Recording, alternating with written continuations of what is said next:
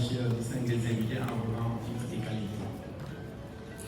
Je suis très heureux de présider cet après-midi la cérémonie de lancement officiel de la Journée mondiale de l'environnement édition 2024 dans ce haut lieu du savoir que représente l'Université Cheikh Anta Diop de Dakar.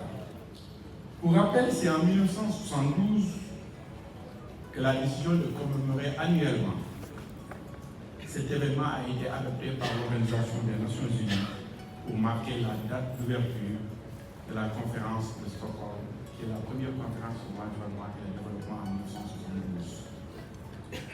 Cette journée est l'occasion pour les gouvernements, les collectivités territoriales, les organisations de la société civile, le secteur privé, de mener des activités de sensibilisation pour renforcer la prise de conscience de la responsabilité humaine dans la protection de l'environnement, qui est notre cadre de vie et les supports indispensables de nos activités de développement.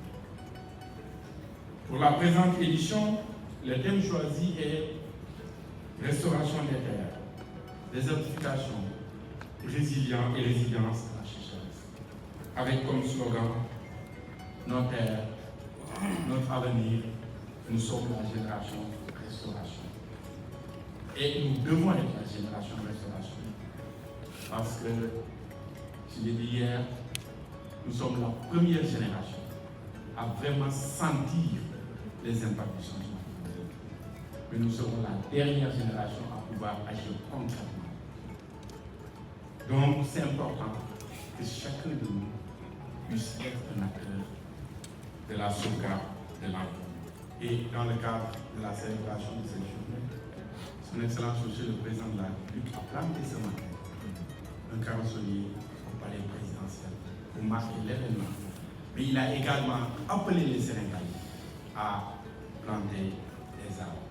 Et ça me donne l'occasion de rappeler le doyen Chaka Obala pour lui dire que le Président de la République est conscient de la transversalité, de la centralité et de l'importance de l'environnement dans les politiques de développement.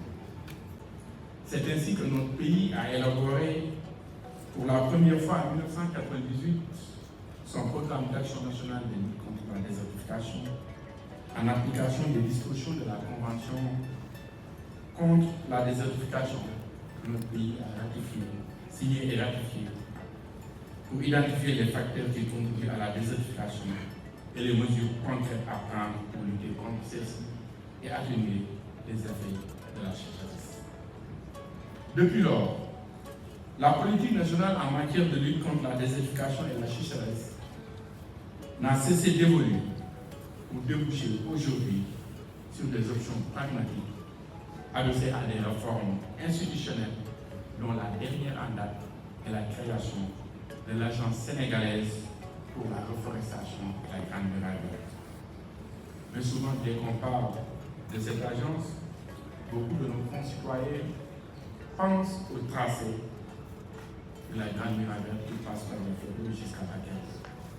Mais la création de cette agence, faudrait-il le souligner, répond au besoin de promouvoir la reforestation durable du territoire national à travers des actions de restauration des sols et des écosystèmes, de plantation d'arbres et de développement d'une économie forestière verte par des communautés